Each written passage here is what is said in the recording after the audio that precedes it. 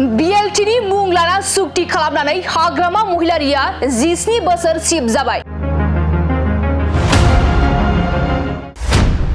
BLTनि गायसनगिरि बीर सिलागांनि मुङाव जेबो नेरसोन नुनो मोनाखै। थांनाय 17 बोसोराव रौता ओनसोलाव लामाया 10 किल'मिटारबो जायाखैमोन। नाथाय बेफोर गोख्रों बाथ्राया जों बुंनाय नङा। बेफोर गोख्रों बाथ्राखौ रौता बियाब UPPLनि दैदेनगिरिया बड'लेण्ड बुब्लिनि गाहाय सामलायगिरिनि एक्सक्लुसिव रिपर्टनि गेजेरजों बुंथिदों।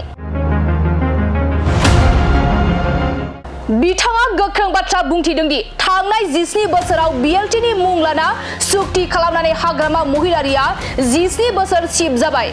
नाथाय BLTनि गायसनगिरि बीर सिलागांनि मुङाव जेबो नेरसोन नुनो मोनाखै। नाथाय दा प्रमद बर'नि दैदेननाय सरकार दानायाव जों BLTनि गायसनगिरि बीर सिलागांनि मुङै मोन 40 बियाबावबो मिनि स्टेडियाम गायसननायनि हाबाफारिखौ मावनाय जाबाय होनना बाथ्रा बुंथिदों रौता बियाब UPPLनि दैदेनगिरि बिथाङा। आरोबाव बिथाङा बुंथिबावदों दि थांनाय 17 बोसोराव रौता ओनसोलाव बुंनो थाङोब्ला 10 किल'मिटारबो जायाखैमोन।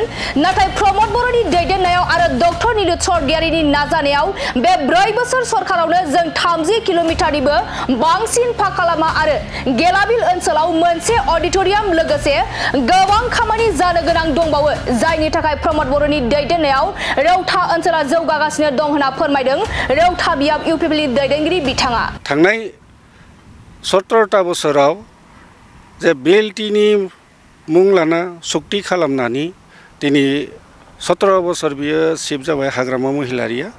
नाथाय बिथां BLTनि गायसनगिरि चेयारमेन बीर सिलागांनि मुङाव जों जेबोखौनो नेरसोन नुनो मोनासै।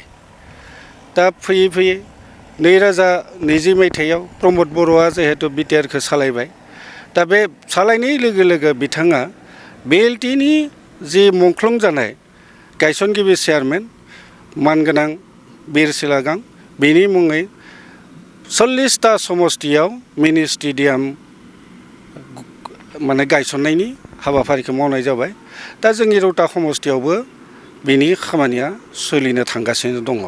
नाथाय जोंनि रौता समस्तिनि मिनि स्टेडियामा एसे लेट जानायनि कारना जाहैबाय जा बेयाव लेन्ड एलटमेन्टआव एसे लेट जाबाय।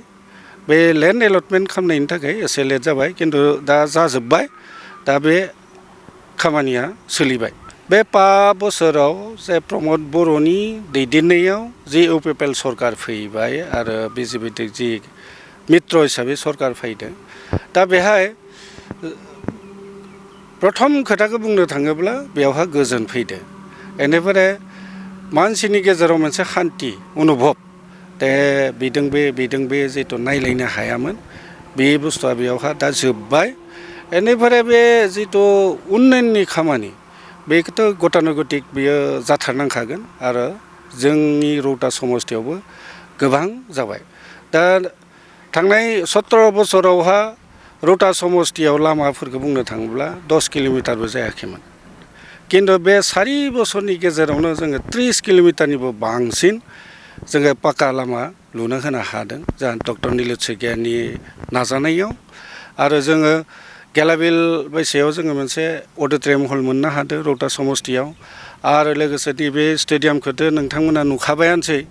आरो जा गोबां खामानि जाबावनाय दङ बेफोरखौ नोंथांमोना मालाबा नायबिजिरबा नुगोन जे रौता समस्तिया बोरै जौगासिनो दङ।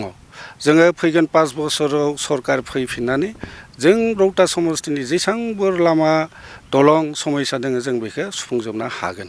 जोंथ' दा UPPL हिसाबै जोङो इलेक्सना जोंनि थाखाय सानफ्रोमबो जोंहा नोजोर थायो जे राजनितिक दोलोआ इलेक्सन गेलेयाबा जेबो गैया आरो इलेक्सन गेलेना जिखियाबा बेहाय जेबो मिनिं थाया। दा बेखायनो जों जेनेबा जों रौता समस्तिखौ बोरै UPPLनि बिजाथिया जिति होनांगौ जों बिनि रनकौशलखौ जों बनायजोबना थाखाबाय। जास्ट माने इलेक्सनल' जानांगौ।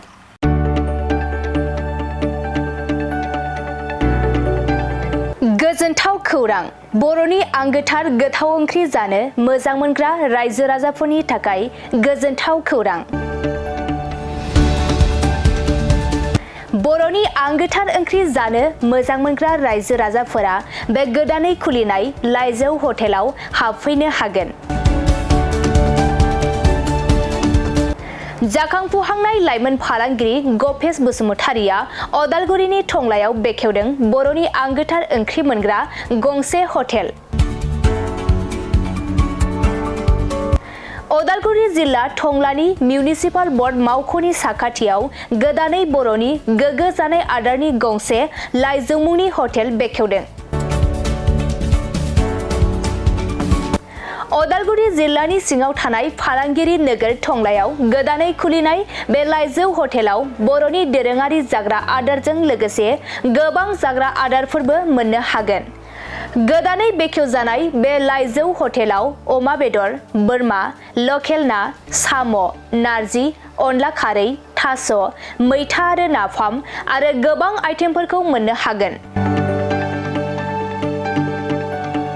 बेनिखायनो नोंथाङाबो अदालगुरि जिल्ला टंला लामाजों थांलाय फैलाय खालामोब्ला बे गोदानै खुलिजानाय लाइजौ हटेलाव हाबनानै बर'नि दोरोङारि गोथाव जाग्रा आदारफोरखौ जालांनो हागोन।